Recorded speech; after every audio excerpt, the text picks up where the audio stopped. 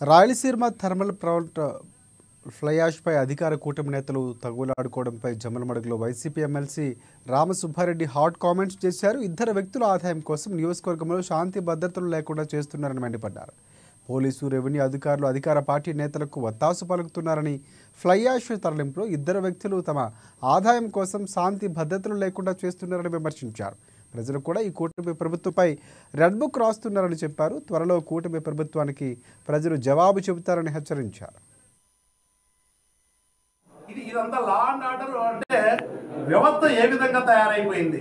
ఒక వ్యక్తులు సృష్టించినటువంటి వాళ్ళ ఆదాయాల కోసం, ఒక వ్యక్తులు ప్రజల అధికారాన్ని ఇచ్చే వాళ్ళ ఆదాయాల కోసం చేస్తున్నటువంటి కార్యక్రమం ఇది.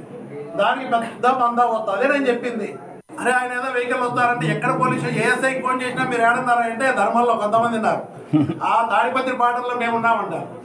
నేను పెద్దగూడ మెసేజ్ చేసినా సార్ ఇక్కడ మైలవరం మెసేజ్కి నిన్న ఫోన్ చేసే సార్ ధర్మాలు అన్నాడు. ఏందయ్యంటే ఫ్లైయాజ్, అక్కడ ఫ్లైయాజ్ గొడవ. ఇక్కడ అదే విధంగా ఈ పాటలు తాడిపత్రి పాటలు చూస్తే ఎక్కడ లేని పోలీస్ మెన్నంతా అక్కడే.